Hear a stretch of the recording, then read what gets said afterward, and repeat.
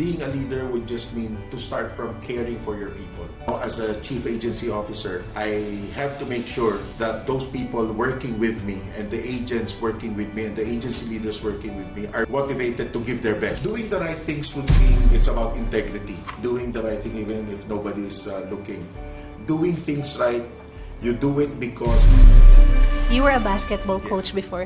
How is it related to your work as a corporate leader? As a corporate leader, you need to...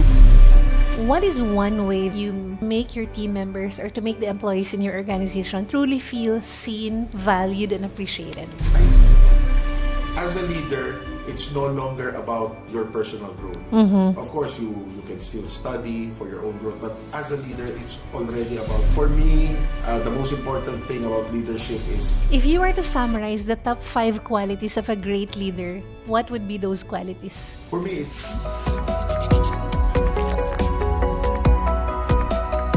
This is Sha Nacino. Welcome to the Fearless Possibilities podcast, where I interview world-class C-suite leaders to inspire the new generation of leaders.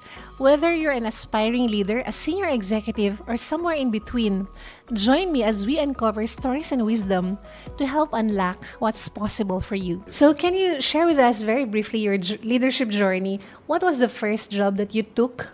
And then, how did you rise to become the EVP and CAO of Insular Life? Yeah, after graduating, I took up coaching. I was hired as a basketball coach in the high school where I graduated, and at the same time, I was also teaching biology and teaching Filipino. So I was a teacher. I was a basketball coach at the time. So when you're a basketball coach, of course, leadership is being expected from you. So aside from being a basketball coach, I applied as a life insurance agent.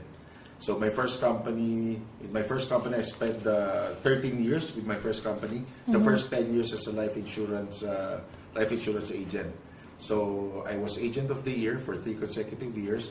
And then my former CEO at the time took a bold step in promoting me from being an agent to a territory head. So that was a 6-step promotion. Wow. So even if when I was still a financial advisor and an agent, some of the agents would usually ask me to share with them what I would usually do for me to become successful.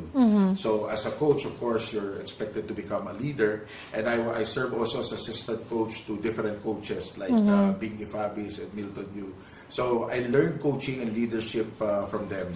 So when I took on the role as a territory head, and then now a CAO of Insular Life. For me, the most important thing about leadership is leading with the heart. So I always believe in people who wouldn't care how much you know until they know how much you care for them. It's not going to be easy because sometimes they would misunderstand when you say leading with the heart. When you say leading with the heart, in Tagalog they call it may puso. Sometimes they would expect that all their requests will be granted because they say that they will expect you to make your decision using your heart. But for me, leadership is about doing the right things and not doing things right. That's number one. Showing them what are the things that are needed to be done for you to become successful. Of course, the right things to be done for you to become successful. And at the same time, walking your talk and practicing what you preach. Wow. So doing the right things versus doing things right. Can you expound a bit on what's the difference between that? Doing the right things would mean there's no gray area. Okay. It's about integrity. Doing the right thing even if nobody's looking. Doing things right, you do it because it will benefit somebody. It will benefit you, but at the same time, it might be not beneficial to somebody else. But doing the right things, there's no gray area about it. There's no black or white. It's simple. If it's white, it's white. It's black, it's black. And it's all about integrity as well. And that is very important. To lead with the heart, you have to have the integrity. Yes. So let's take it back to that time wherein you were promoted to become a territorial head from an agent of the year, right? So, and you mentioned it was 6 steps. 6-step promotion. Promotion. So how did you prepare for it, or how did you feel when you got promoted? Yeah. When I got promoted, of course, I was excited about the role, but I was also quite, the right term should be scared about the role because it's going to be a different, at a different level. You would be expecting now to manage agents, manage agency leaders, and you'll be expected also to help them become successful. I was excited because I was excited, looking forward to impart my knowledge, my best practices to our agents for them to become successful as well.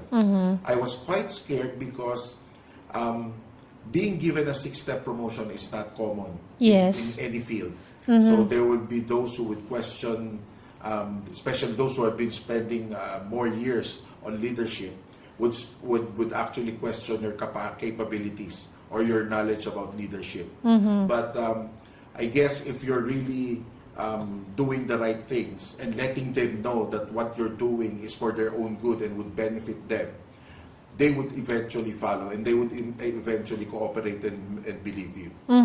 What was the biggest challenge that you had that time? How old were you at that time? And what were the ages of the people you needed to lead? That happened in 2008. So I was 34 years old at the time. I was leading more experienced leaders. Some of them are in their 40s, 50s, even in their 60s. So the challenge there was, how am I going to gain their respect? How am I going to make them believe that the direction we're going into would actually benefit them? How am I going to make them understand that the direction we're going to is something that we all of us would want to achieve? But of course, that's the what of the journey. Yes. The how of the journey, some of them wouldn't want to learn new things. Some of them would believe that their ways are the right ways. So making them understand that there are some sort of doing things differently for them to become successful or to achieve what they want is somewhat of a challenge. Did you feel that the leader who promoted you is somehow an unconventional leader? He is an unconventional leader. He's a very he became my close friend right now, and he's very unconventional because what he said was, of course, if I needed a territory head at the time, somebody would just look at maybe the branch heads or the region heads for them to be promoted. Yes. But he told me at that time he was looking for someone who can be influential, somebody who has done the job, somebody who the agents cannot question, and somebody who has also felt what it's like to become an agent, somebody who has experienced the challenges and the difficulties and the objections of being an agent. So that was his mindset at the time, and what he saw in me is my passion to be able to deliver what I need to deliver, my passion for the life insurance industry, and my passion to be able to share my knowledge to the agents who I'm with. How did that leader influence your brand of leadership right now? It's the ability to take a calculated risk. I call it a calculated risk because, yes, it was a risk to promote somebody without any leadership experience at the time. My leadership was being a coach, being a teacher, being an officer of student organizations, but somebody without a corporate leadership experience. So it's a calculated risk because he knows for a fact that I've done the job. So it's like managing or leading a group of people who are doing the job that I've done before. And according to his word, somebody who's done the job successfully and consistently. So he is a leader who would take on a calculated risk. So I can say that right now, I do take risks. I believe that leaders a lot of times should take risks, but I believe in taking calculated risks. When I say calculated risk, it's going to be a risk, but it's also giving you enough reasons to take that risk. Yes, and I feel that a lot of leaders could be status quo leaders. Yes. They don't want to take the risks. And what I've observed as well is that there are leaders who are status quo. They don't want to rock the boat. Yes. They just want to do the job well. And the danger I see there is that, yes, you may be doing your job excellently well, but tomorrow you might be surprised your business is already obsolete. What do you think about that? Yes, I agree, because there's this saying, "Why fix it if ain't broken, or if ain't broke?" Right? But I think that if things are going well, it's not really fixing it because it's not broken. It's fixing it to improve the process or improve the situation. We've heard about the stories what happened to Nokia, with what Yes. happened to Kodak. They were number one in their own industry, but they did not take the risk. They did not think of fixing what's already in place or thinking of improving them. So that's what happened to them. So I believe in looking forward. Being a forward-thinking leader is very, very important. Even if you're successful now, you need to think of what might happen a year from now, 2 years from now, or 3 years from now. What will happen to the industry? Yes, I agree. Do you think there is a correlation between being a coach? You were a basketball coach Yes. before. How is it related to your work as a corporate leader? As a corporate leader, you need to motivate also the people around you. As a coach, one of the things that's very important is to make sure that your players are motivated to play at their best level. So right now, as a chief agency officer, I have to make sure that those people working with me and the agents working with me and the agency leaders working with me are motivated, motivated to give their best. They're inspired to give their best. Of course, there's also this saying that motivation should come from within. But as leaders, we play a big part on how are they going to be motivated from within as well. Yes. So I sometimes would call myself as a cheerleader, because I celebrate with them whenever they would achieve some success or they become successful. I celebrate with them. I empathize with them whenever there are some challenges. I solve the problems with them.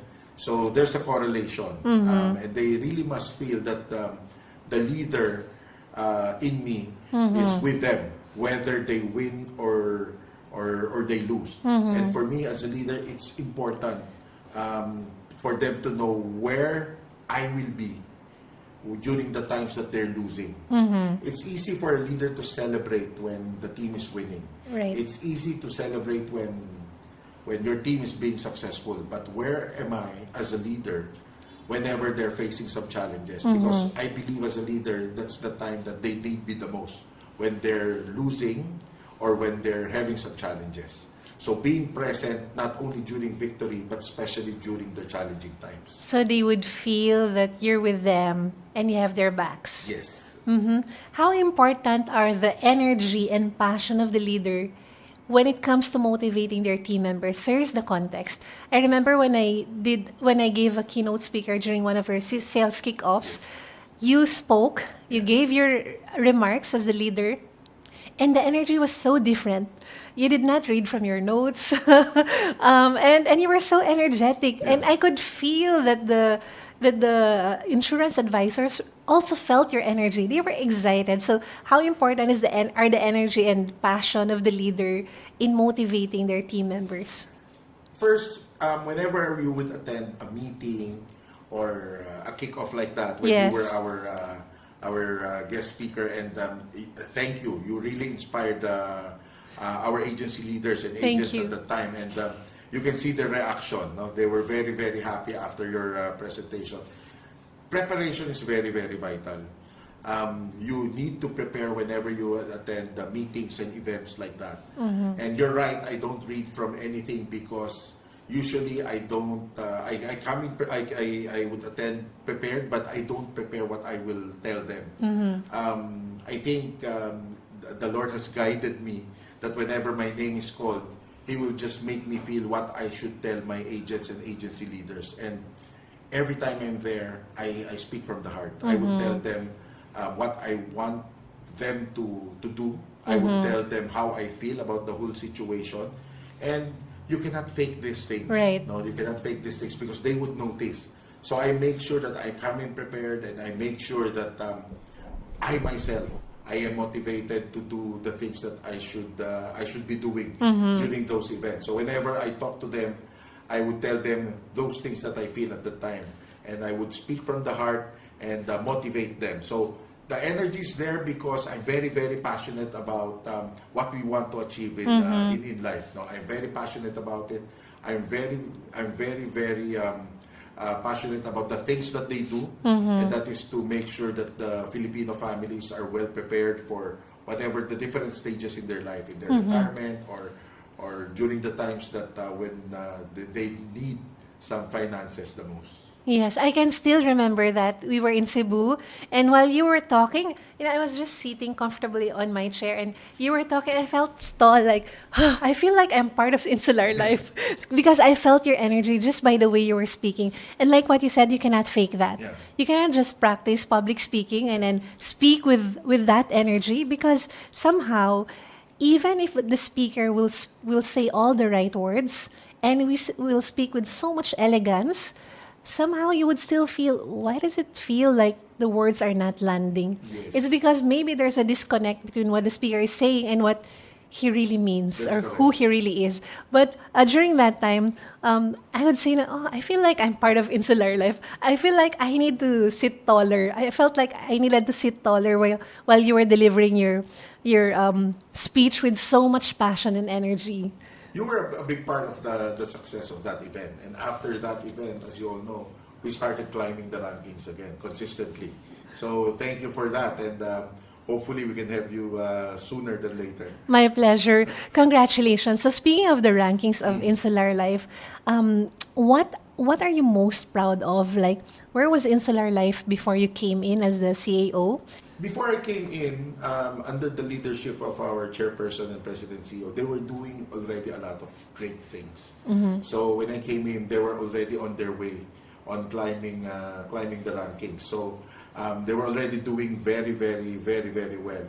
But what I'm proud of is the latest award that we got from KPMG, and that is delivering the best possible service to our customers. Wow. No? So among the life insurance companies, we rank the highest because they can see, it's an independent survey, they can see that we were able to give the best service possible to our customers, to those who would benefit from the living benefit and from the death benefit, of course, of the products that we offer. They can see also how we serve our customers, how we take care of them. So that's one of the things that I'm really proud of to be a part of this organization. Congratulations. Thank Such a you. great achievement because it's all about the customers, right? It's all correct. about how you make the customers feel. Yes. So yeah, thank you for that. Amongst all the lessons that you learned as a leader, what would you say is the most relevant or something that really changed your life? Currently, I would say that a lot of things are being expected from a leader, to the point that they would expect you to give them everything. So, and everything rises and falls on leadership.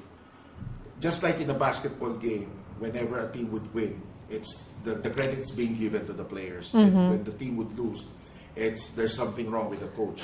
So that's also leadership for you. No? I'm the chief agency officer or the head of sales. If sales are doing well, we can say that because this leader did well, this agent did well. So I have accepted the fact that if there will be some challenges, it's going to be me who's going to take on the responsibility on how to improve the situation. So for me, the most important thing that I've learned about leadership is everything falls and rises on leadership, and nobody loves a loser. Everyone loves a winner. And as a leader, you're as good as your last performance. How would you describe your brand as a leader?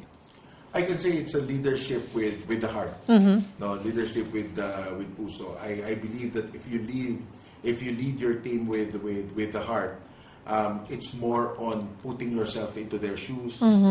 It's being emphatic about their situation. It's caring about their situation. And the most important thing is looking after them. Not only in the present, but looking after what's best for them in the future. What's best for them in their respective careers. As a leader, one of my missions is always to make sure that all my team members will have a better career, under my leadership, will have a better career under in life, so that they can give a better life to their families. So that's my brand of leadership, is to make sure that they can feel the Puso leadership, or the leadership with the heart. Leader with a heart. What would you say to people who say that, oh, if you lead with the heart, you're a softie? Um, Leading with the heart would also mean that not really being a softie, but being fair to them.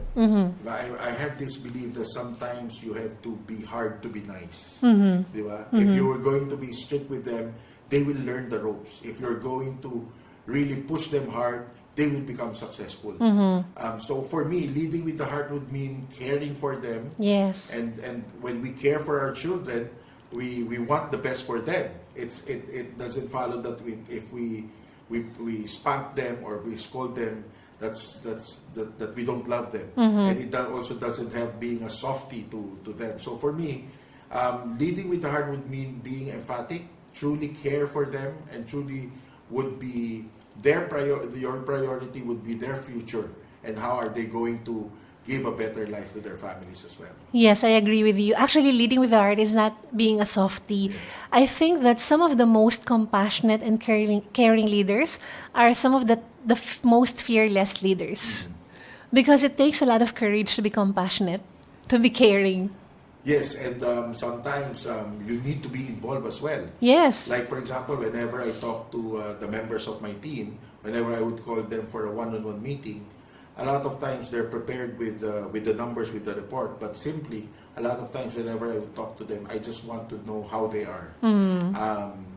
More often than not, I want to know also their personal ambition, their personal dreams, their dreams for their family, and nothing connected about work. But how can I help them achieve their dreams for their family? How can I help them achieve their own personal dream, aside from their being promoted at work, aside from being given a higher pay, but also their dreams for their family as well, and their personal dreams. So for me, that's very, very important as well. Why is it important for you to care about their dreams and personal lives, family lives, even if these are not related to work? For me, just what I've mentioned earlier, they don't care how much you know, or people don't care how much you know until they know how much you care. For me, it's very important for me as their leader that they know that I care not only about their performance at work. I care about what they want to achieve for their family, what they want to achieve in life, other than what they want to achieve in work.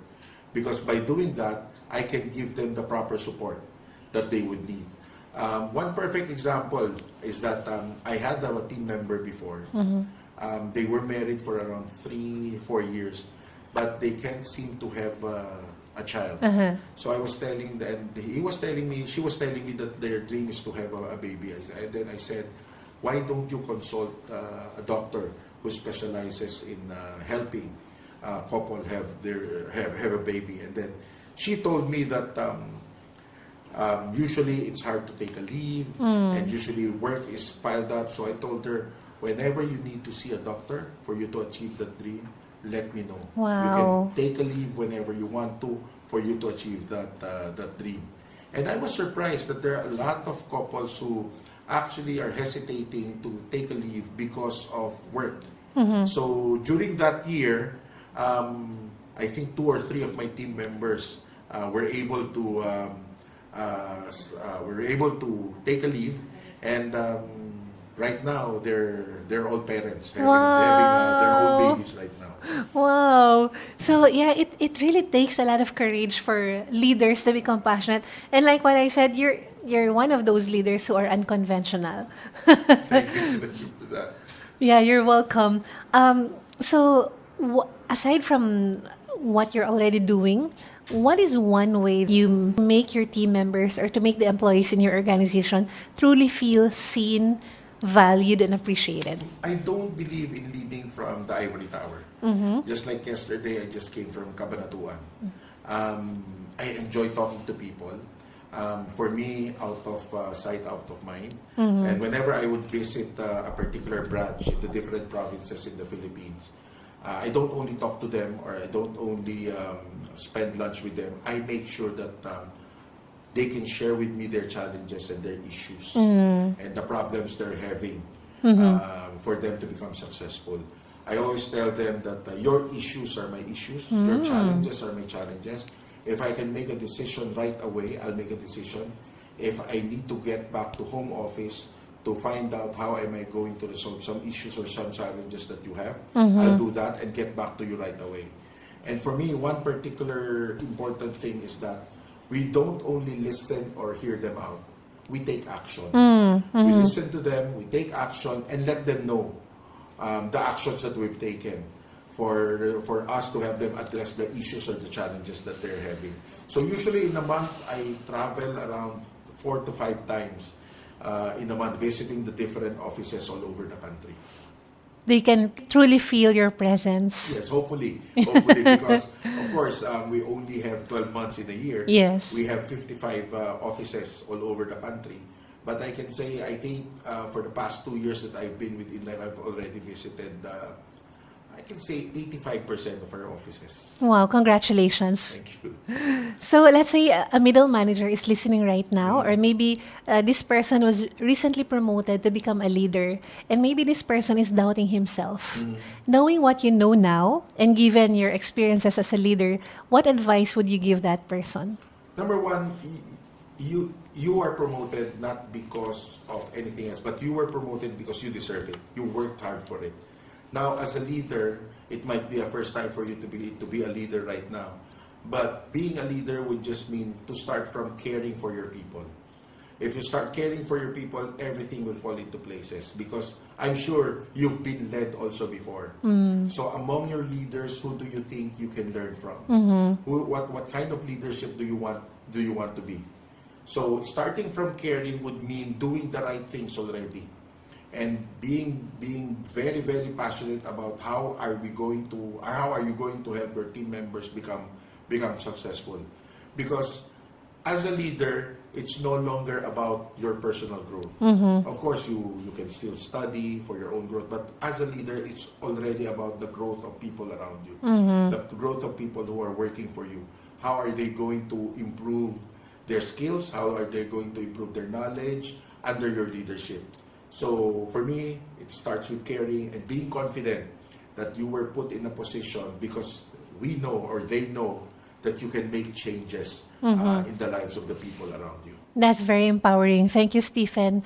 If you were to summarize the top 5 qualities of a great leader, what would be those qualities? For me, it's a leader with a heart. It's for me very, very, very, very important. Number 2, leaders with integrity, doing the right things and not doing things right.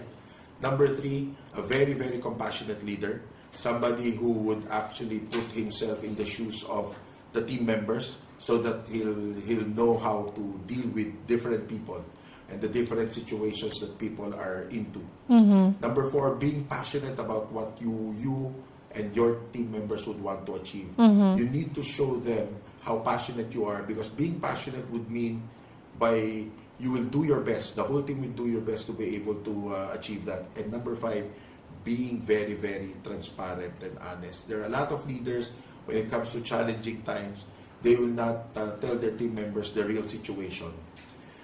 For me, being transparent and letting them know the real situation, even if it's a challenging situation, would mean that they would know also how to tackle the different challenges and how to tackle the different issues that they're facing right now.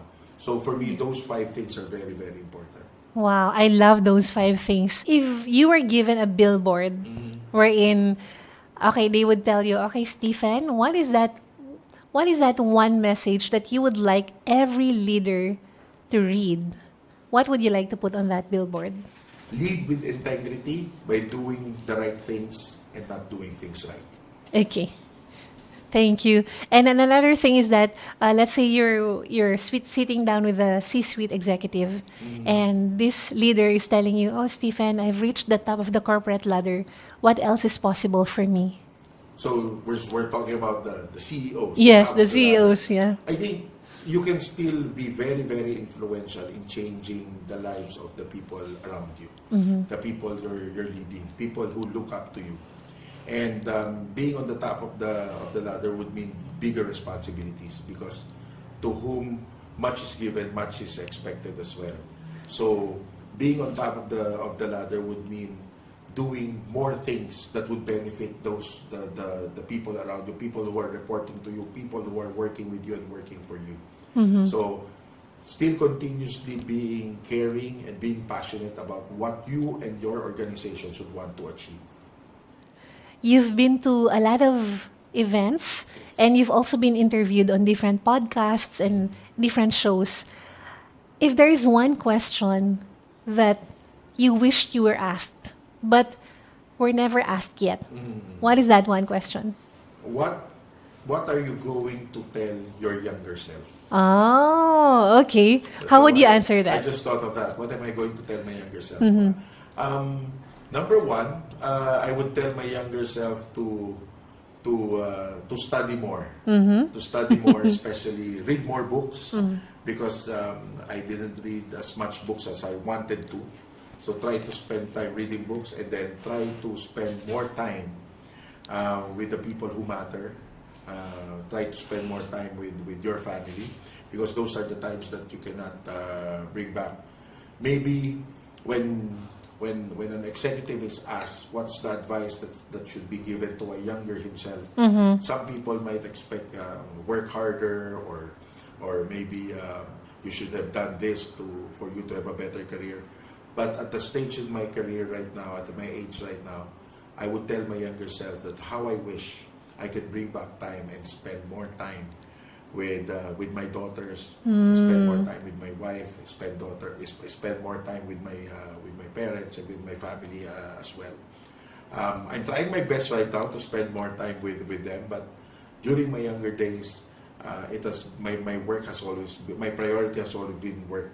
But how I wish it was the other way around. So that's what I'm going to tell the younger SO or the younger Stephen, that I should have spent more time with my family. Thank you for making time for this podcast. I have It's an honor for me. I have additional two questions. Sure. So the other one would be, what made you decide to say yes to this, to be interviewed on the Fearless Possibilities podcast? Number one, it's you, and then when Thank I you. invited you to help us out in inspiring our leaders and our agents, you immediately said yes immediately. And of course, we're talking about leadership, something that's close to my heart, and I do hope that in my own little way, our listeners can learn something about leadership. I mean, there's different type of leadership. My leadership style might not fit somebody else, or my leadership style is something that a certain leader might not agree upon. But I do hope that they will learn something from this conversation. Definitely, they will. I've learned a lot from this conversation, and you were so gracious to answer all my questions. The entire time, it was me who's been asking you questions and learning from you. So for my last question, I want to give you the chance to ask me a question. What for you is the most important? I mentioned 5 traits of Yes. being a leader, and it's really difficult to choose among the 5. What for you is the most important trait among the 5 that I've mentioned? Of the 5 that you mentioned, I think it's about being caring towards your team. Because for me, there is a disconnect between what leaders want and what employees need. Employees, they need to feel seen, safe, appreciated, right? Leaders, at the end of the day, you want results. We want results. So it seems like there is a disconnect. So how can you actually bring the two parties together towards a common goal? And for me, it's not more push, but it's about more connection, more care. If the team members feel that you really care about them, then they would be motivated themselves to go for that goal. Pretty much like what your example a while ago, wherein this couple, they wanted to have a baby, but they couldn't take a leave, Yeah. and then you made them feel that, hey, you're not just economic machines. Yes. I care about you as a person. I care about your dreams, your personal dreams, even if they were not related to work. Yeah. So because of that, now there is this internal feeling that, oh, Stephen cares about me. Now, how can I make life easier also for my leader? I agree 100, Care. 100%. Because when I decided to move from one company to my present company, of course I expected my team members to cry, but what really made me cry was when I saw the messenger and the security guard crying. Oh, I was actually surprised, but when they were asked, they said that at his level, Stephen would still spend time talking to us, and whenever he would order food for the team, he would order for us as well. Those small things matter to them. So that actually was the one that was really very, very touching for me when I moved from one company to this present company. oh, thank you, Stephen, and thank you for giving me concrete examples as well on how to really lead with the heart and to really make your team members feel seen. Your example about the guard, security guard, because it means that you also matter in the organization. I see you. So thank you so Thank much you for guesting on the this. show. And I hope our listeners will learn something from this conversation. It's a pleasure and it's an honor to be here, to be a part of your podcast. I'm speechless. Thank you, Stephen. Thank you so much. The pleasure is ours. Thank you. Thank Thank you. you. Thank you for tuning in to the Fearless Possibilities podcast. If you enjoyed this episode, I have a small favor to ask. Please hit the like and subscribe button because when you do that, you are helping us inspire more leaders. Okay, I'll give you a few seconds to do that. Then, thank you so much. Again, this is Sha Nacino, and I want to remind you to stay human and keep unlocking possibilities. See you on our next episode.